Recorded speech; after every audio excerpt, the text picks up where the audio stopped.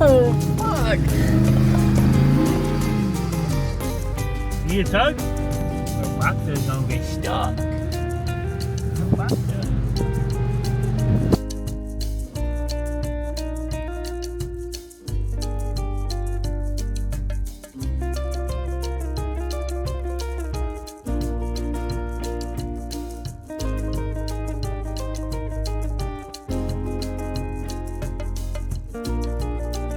Finn, you ready?